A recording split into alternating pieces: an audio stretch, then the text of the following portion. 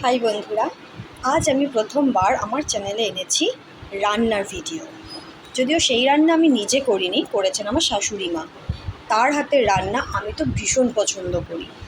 তার পদ্ধতিতে, তার রেসিপি তোমরা করে দেখো কেমন লাগে, আর কেমন লাগলো খেয়ে সেটা আমাকে জানাতে ভুলো না।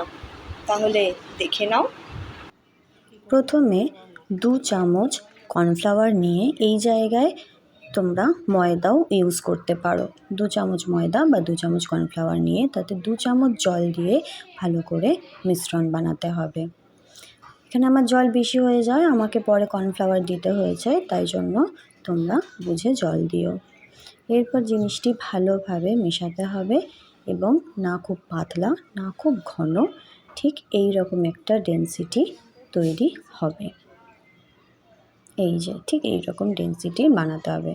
এরপর যা যা লাগছে, 4-5 কোয়া রসুন থেতো, 2টো পেঁয়াজ কুচো, 2টো লঙ্কা আর একটা বড় সাইজ এবং ছোট সাইজ হলে 2টো টমেটো কুচি।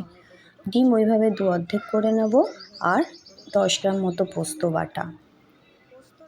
এই হচ্ছে আমার কর্নফ্লাওয়ারটা। এরপর আমি 2টো ডিম ফাটিয়ে ভালো করে ফেটিয়ে নিয়েছি। আমি ডিমটি চাটুতে ভাজবো।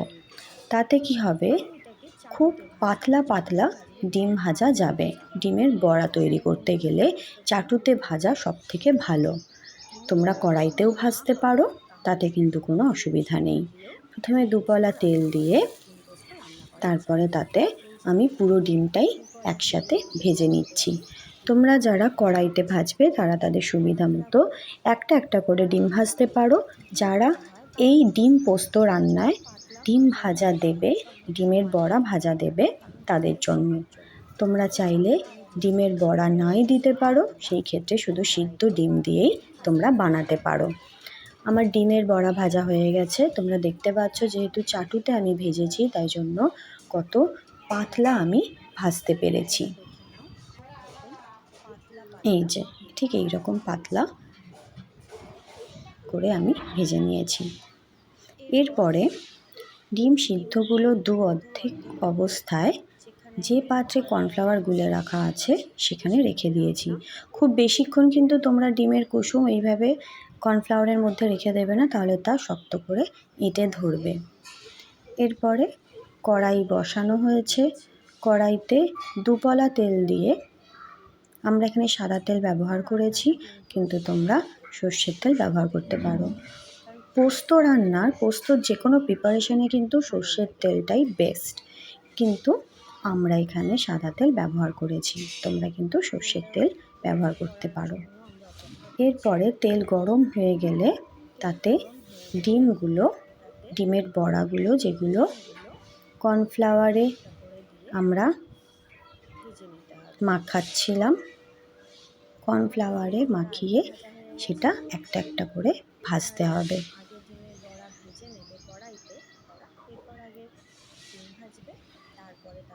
এইভাবে একটা একটা করে আমরা ডিমগুলো ভেজে নিয়েছি।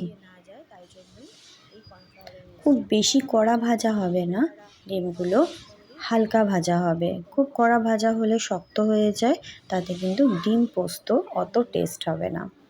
তোমরা দেখে নাও ঠিক কীরকম ভাজাটা হবে, খুব হালকা ভাজা।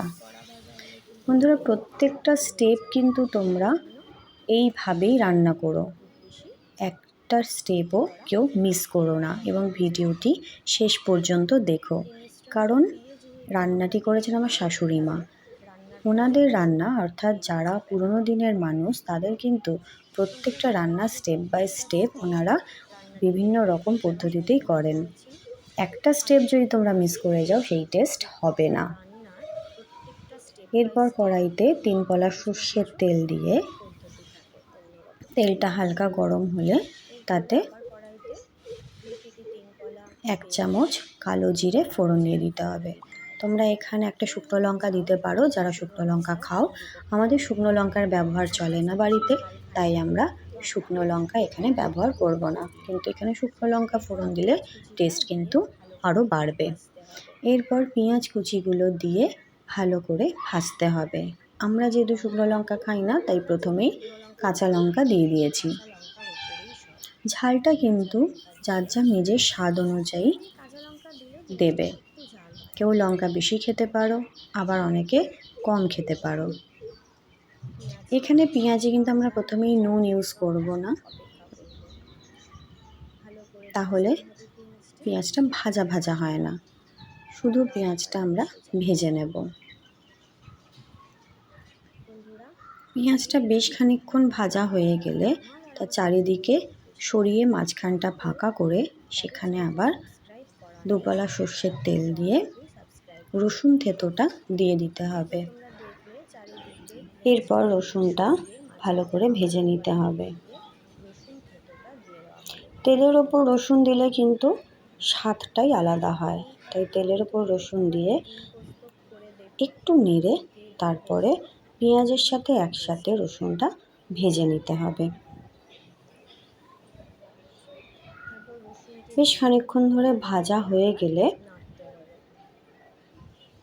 তারপরে আবার সেই একই পদ্ধতিতে কড়াইয়ের মাঝখানটা ফাঁকা করে চারিদিকে পেঁয়াজ ছড়িয়ে দিয়ে, এই ক্ষেত্রে কিন্তু আর তেল ব্যবহার হবে না, শুধুই টমেটোটা দিয়ে দিতে হবে।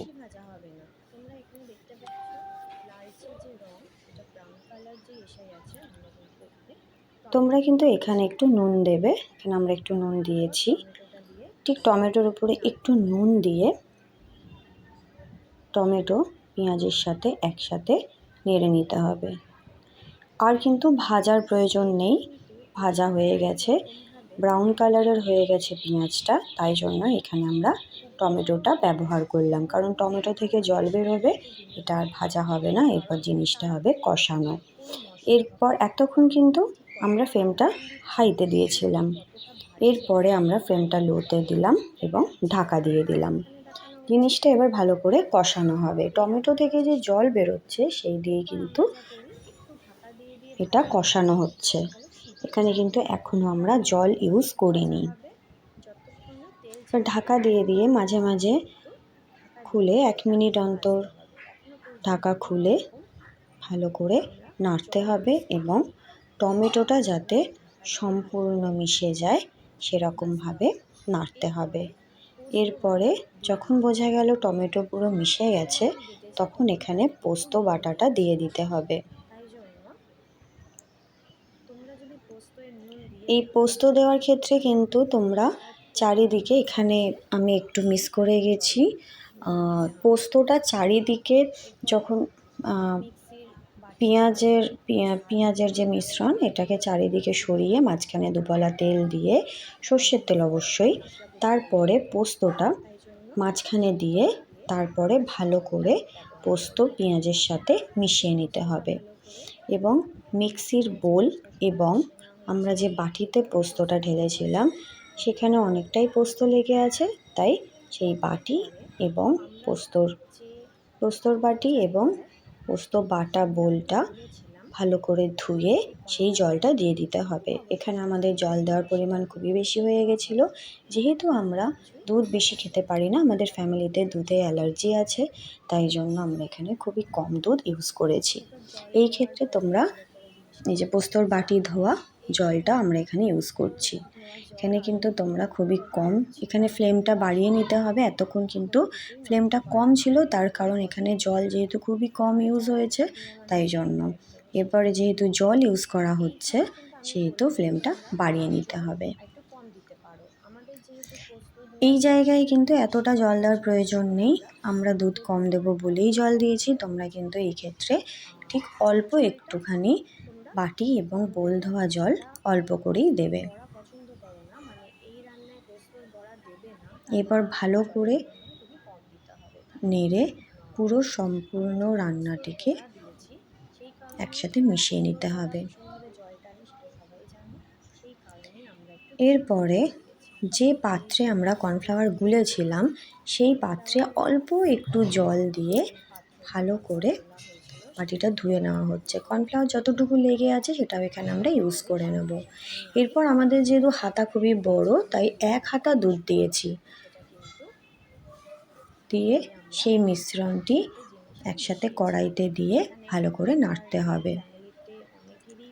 এখানে বলে রাখি, যেহেতু আগেই বললাম আমরা দুধ বেশি ইউজ করতে পারবো না, সেহেতু এখানে 1 হাতা দুধ এবং বাকি সম্পূর্ণই আমরা জল ইউজ করেছি, কিন্তু তোমরা তা করবে না। তোমরা এখানে 4 হাতা দুধ দেবে। আমাদের দুধ চলে না বলে এখানে জল বেশি দুধ কম দিতে হয়েছে, কিন্তু এখানে এতটা জল বা দুধ ইউজ করতে হবে না যদি তোমরা শুধুমাত্র ডিমের সিদ্ধ দিয়ে এই ডিম পোস্ত রান্না করো। সেই ক্ষেত্রে কিন্তু 2 হাতা দুধ দিলেই যথেষ্ট, কারণ পুরো রান্নাটা হবে খুবই শুকনো মাখা মাখা। যেহেতু ডিমের বড়া খুব জল টেনে নেয়, সেই কারণে আমাদের একটু বেশি করে জল দিতে হয়েছে। এরপরে যেহেতু জল দেওয়া হয়েছে তোমরা দুধ দেবে, তারপরে 1 চামচ নুন, আমরা 1.5 চামচ নুন দিয়েছি, সবাই যে যার নিজের স্বাদ মতো নুনটা ব্যবহার করবে।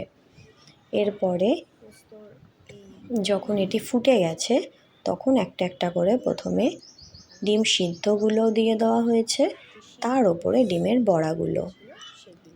বড়াগুলো ওপরে দেওয়াই ভালো, কারণ আমরা এই কারণেই দিয়েছি জিনিসটা কিন্তু প্রচুর নাড়া যাবে না, যেহেতু ডিম সিদ্ধ এখানে আছে সেহেতু অনেক বেশি নাড়লে হবে না, তাই জন্য ডিমের বড়াগুলো ওপরে দিয়েছি। সেগুলো আমরা একটু ঝোল সমেত ডিমের বড়া একটা আলাদা বাটিতে তুলব।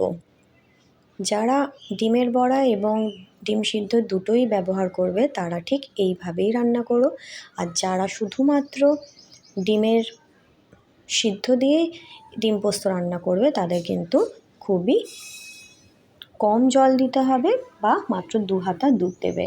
সেই ক্ষেত্রে কিন্তু তোমাদের এত জল থাকবে না, খুবই কম পরিমাণ জল থাকবে। এরপর সম্পূর্ণ রান্না প্রায় হয়ে এসছে, সব ডিমের বড়া ডিম সিদ্ধ সব দিয়ে দেওয়া হয়েছে, তাই জন্য উপরে 2 পলা তেল ছড়িয়ে জিনিসটাকে ঢাকা দিয়ে রাখতে হবে।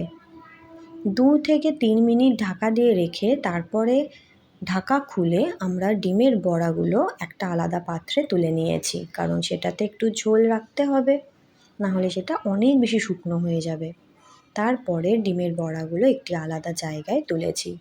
তোমরা দেখো, যারা শুধুমাত্র ডিম সিদ্ধ দিয়ে এই রান্নাটি করবে তাদের কিন্তু সম্পূর্ণ রান্নাটা ঠিক এই রকম মাখা হবে, মাখা মাখা, খুবই শুকনো। বন্ধুরা, রান্নাটা কেমন লাগলো আমাকে জানিও। আমার এবং আমার শাশুড়ি মার নামে আমার এই ভিডিওতে লাইক করো, আর যাদের চ্যানেলটা সাবস্ক্রাইব করা নেই প্লিজ তারা সাবস্ক্রাইব করো এবং রান্নাটা শেয়ার করো। রেডি আমাদের ডিম পোস্ত, এখানে কয়েকটা ডিমের বড়াও রাখা হয়েছে। রান্নাটা খেয়ে তোমাদের কেমন লাগলো আমাকে জানাতে ভুলবে না। আমার শাশুড়ি মা এরপর আমাকে বলেছেন তুমি এইভাবে গার্নিশিং করবে, তিনি খুবই হেল্প করেন আমাকে। আমার থেকে এই রান্না করা ভিডিও করাতে তার কিন্তু উৎসাহ অনেক বেশি ছিল।